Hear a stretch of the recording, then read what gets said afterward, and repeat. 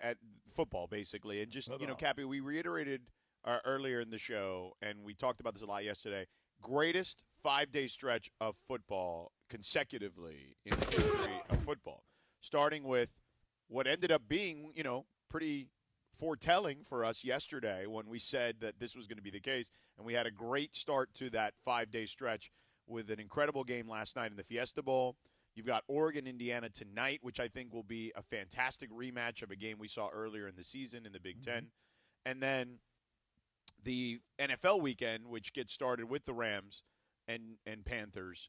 And then we'll have, all these other games, obviously Pittsburgh and the Texans and Green Bay and Chicago and Philadelphia and San Francisco and the Chargers and the Patriots. And I'm missing one there somewhere.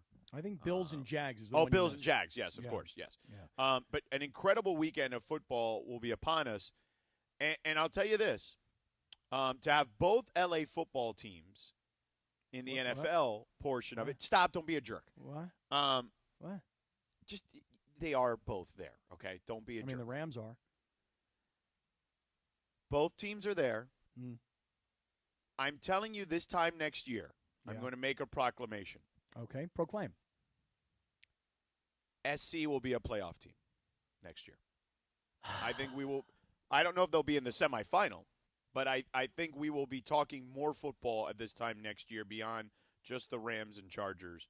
I think SC will get us into at least mid to late December with some real consequential conversations. I really hope you're right. on. I hope you're right because, I'm sure you've seen the story that this 5-star prospect quarterback that they got last year, I want to say from Corona Centennial High School, this quarterback. Yeah, Longstreet.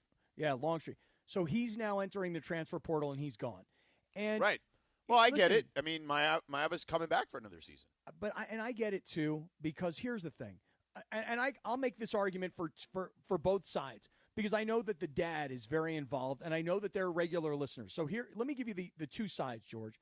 On one hand, you can leave and you can go find a place to play, and hopefully it's the right place with the right coach, with the right teammates, and the right situation, and it turns into Carson Beck at Miami or Fernando Mendoza at Indiana. Hopefully for Longstreet, that's what happens for that young man.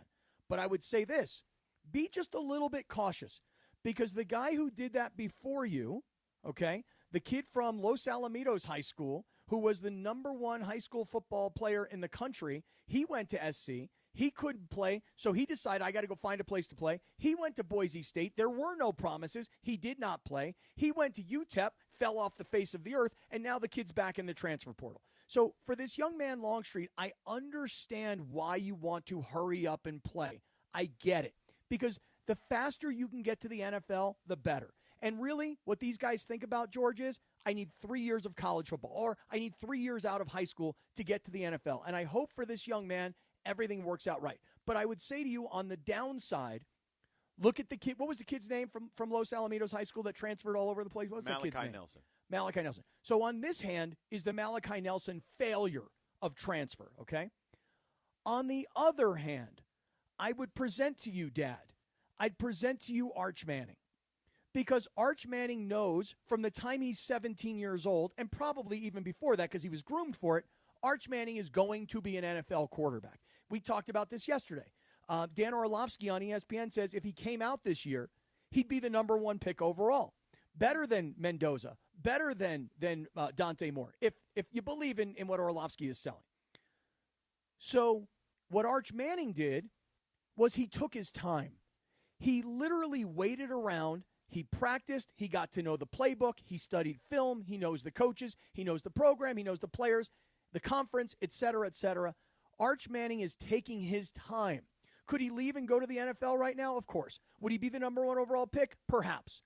But the point is, Arch Manning is taking his time. This young man, Longstreet, as Lincoln Riley is trying to convince him to do, could very easily sit around, have another year of development, have another year of the coaching staff, know the program better than ever before, and then the next year, he's the starting quarterback, and perhaps the next year he decides to stick around for his 4th year. Now, if you're the dad, you might argue back to me, George, Well, what if Lincoln Riley doesn't have a great year? What if USC is not in the playoffs as you predict or as you proclaim? What if Lincoln Riley gets fired?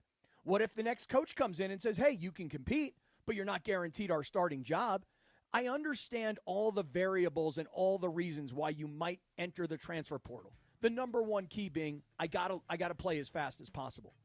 But I would encourage some of these parents, man, take a deep breath and slow your blank down. I'll tell you what I think on the other side, Cappy. How about that? You may have missed what we teased earlier. What you were talking about Malachi Nelson and comparing him to Husan Longstreet. Right. So the here kid at USC who was brought in last year as a 5-star freshman quarterback and has now transferred because Maava is coming back for a third season with USC. Here, I would say this, though. George, just to be clear, though, just real clear, Malachi Nelson is over here, Arch Manning is over here, and your choice is to take the Malachi road, potentially, or the Arch Manning road, potentially, and I'm for the Arch Manning road. That's all I was saying. Yeah, I get it, Cappy, but I don't think that it's a binary situation. I think, there's gray to this. And as the gray hand, you should understand this. I do. I get the color. Not every situation is cookie cutter one way or the other. So I think Husan Longstreet is really talented. Everything I've heard about Husan Longstreet and just like his work ethic is impeccable. That he is a kid that puts in all the work, that was a very good teammate this year, is incredibly talented, and just wants an opportunity. And in a day and age where if you want to be an NFL quarterback, most teams want you to have at least 30 starts under your belt. You got to start that clock quickly, especially if you're a kid that's that talented, that highly touted. So I understand, and I don't begrudge a kid for transferring, especially when he would have to sit for a second season behind a kid in Maava who is probably going to be a top 5 quarterback in college football next year. I don't begrudge him either. I understand the issue. The issue is I have to play as soon as possible. I committed to USC thinking that I'd sit for a year, Maava would be gone, and I would take over. And Maava made his own decision, and he's your returning starter. And I don't begrudge the kid because I know he wants to play. I guess what I'll do is I'll watch how it plays out. I'll see where he ends up. Because, again, Malachi Nelson, all the things you said about this young man, about all the talent, that's what people thought about him coming out of high school. I would say that they are not built the same necessarily. I would understand. Talent is not the only thing. They may have a lot of common in regards to talent, but I think personality-wise, they're two different young men. I understand. But, hey, listen, I wish the kid all the luck in the world.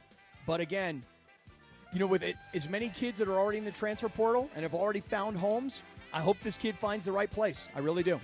Yeah, and I'm not saying Malachi Nelson was like a bad teammate or anything like that.